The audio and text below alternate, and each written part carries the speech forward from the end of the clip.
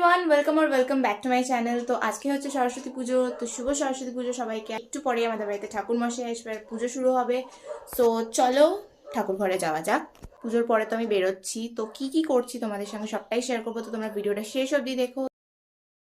ঠাকুর মশাই একদম ঠিক টাইমে চলে এসেছিল, আর মা এখানে একটু গুছিয়ে দিচ্ছিল সবকিছু। এবার পুজো শুরু হবে। বিষ্ণুরাম তৎসদস্য মাঘ রাশি।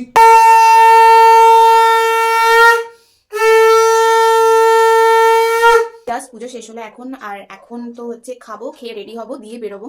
আর লাঞ্চটা ভাবছি আজকে বাইরেই করবো। তো ব্রেকফাস্ট আগে করবো, তাড়াতাড়ি খেতে হবে কারণ 11টার মধ্যে বেরোবো, অ্যান্ড আমি সবচেয়ে বেশি লেট করি।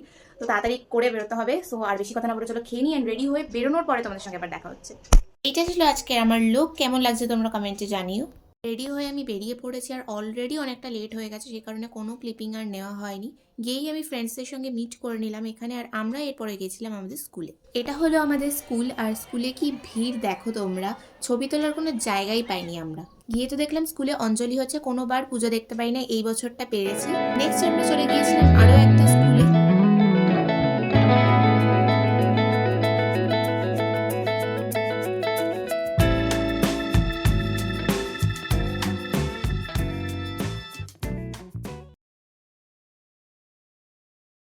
এখানে দাঁড়িয়ে আমরা একটু রেস্ট নিচ্ছিলাম, ভীষণ জল তেষ্টা পাচ্ছিল, একটু জল খেলাম। তারপরেই আমরা চলে গেলাম আমাদের নেক্সট ডেস্টিনেশন আরও একটা স্কুলে।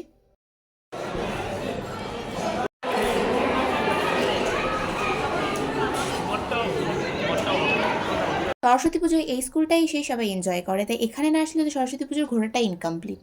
ওখান থেকে আমরা বেরোলাম 4টের সময়, তারপরে গেলাম একটু খাওয়া দাওয়া করতে। আমরা গিয়েছিলাম এপিক বাইটে।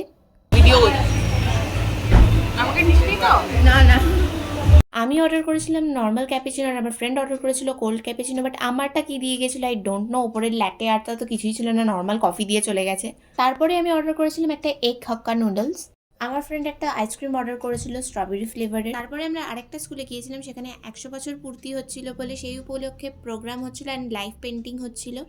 তারপরে এমনি টোটো করে বাড়ি চলে এলাম, আর পারছিলাম না, অনেক হেঁটে ফেলেছি, পায়ে প্রচণ্ড ব্যথা করছিল। তারপরে আমি দাদার বাড়িতে এসেছিলাম, ভাইপো এখানে নাচ করছিল, মানে ওদের স্পোর্টস ডেতে ও নেচেছিল, সেটাই আমাকে দেখাচ্ছিল। তো আমি এক্ষুনি বাড়ি ঢুকে ফ্রেশ হলাম। আমার পায়ে ভীষণ ব্যথা, আমি হাঁটতে পারছি না, এত ব্যথা, প্রচুর হেঁটে ফেলেছি। এত গরম, দুপুরবেলা মনে হচ্ছে এপ্রিল মাস পড়ে গেছে, এতটাই গরম পড়ে গেছে এখন। যাই হোক, এখন বাড়ি ঢুকলাম সবে, আর মেকআপ রিমুভও হয়ে গেছে, সব কিছু হয়ে গেছে। এবার আমি একটু বসবো। আজকে ভিডিওটা এখানেই শেষ করছি, তোমাদের সঙ্গে আবারও দেখা হবে একটা নতুন ভিডিও নিয়ে। সো আজকের জন্য বাই।